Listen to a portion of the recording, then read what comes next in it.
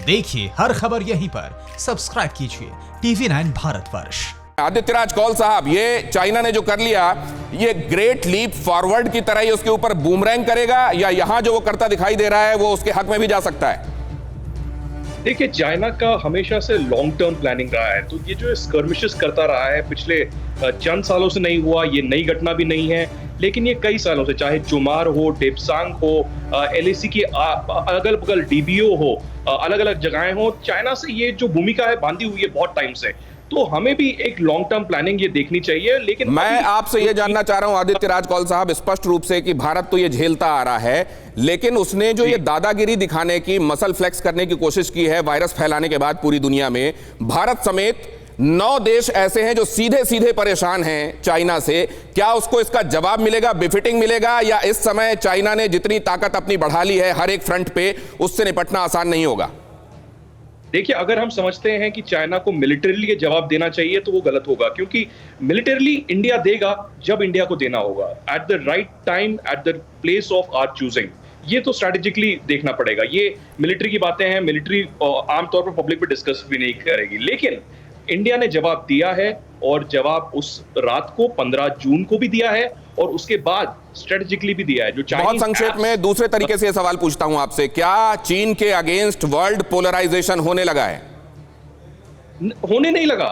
ये कोरोना जब से फैला है, और जो चीन का आइसोलेशन है, ये तब से ही चल रहा है। चाहे आप अमेरिका देख लीजिए, चीन का आइसोलेशन चल रहा है और वर्ल्ड पोलराइजेशन हो गया है। कोविड ने इसमें बड़ी भूमिका निभाई है, रही सही कसर चाइना का जो एग्रेशन है वो निभा रहा है। आदित्यराज कौल साहब, आता हूं आपके पास, त्रिगुनायत साहब के पास जाना होगा मुझे। त्रिगुनायत साहब, वर्ल्ड डिप्लोमेसी चलनी चाहिए और डिप्लोमेटिक तरीके से जवाब भी देना चाहिए, लेकिन चीन ने इसका भी उल्लंघन किया है। वो अपने आप को वॉल्फ वॉरियर दिखाना चाहता है, और इसीलिए वहां के जो एम्बेसडर्स हैं उन्होंने तो सीधे सीधे उस भाषा में जवाब देना और लोगों से बात करना और अमेरिका तक को नीचा दिखाना शुरू कर दिया, जिसके लिए डिप्लोमेट्स जाने नहीं जाते। चीन चाह क्या रहा है और जवाब क्या मिलेगा उसे?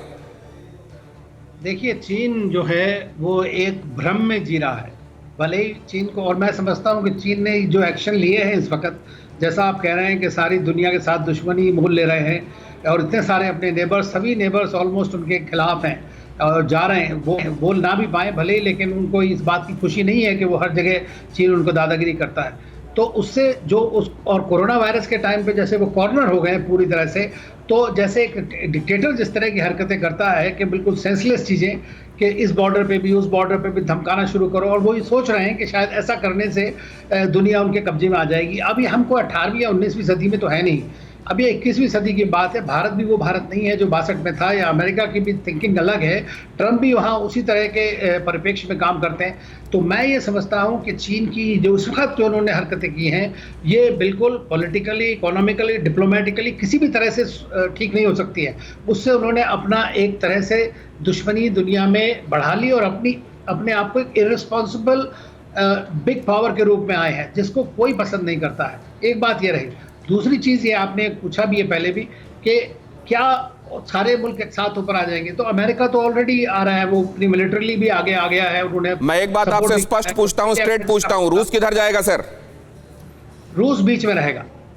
रूस बीच में रहेगा, ना इधर ना उधर, रूस बीच में रहेगा, लेकिन हिंदुस्तान के खिलाफ खड़ा हुआ दिखाई नहीं देगा। फिक्र आपकी, सोमवार से शुक्रवार रात 9 बजे सिर्फ TV9 भारतवर्ष पर।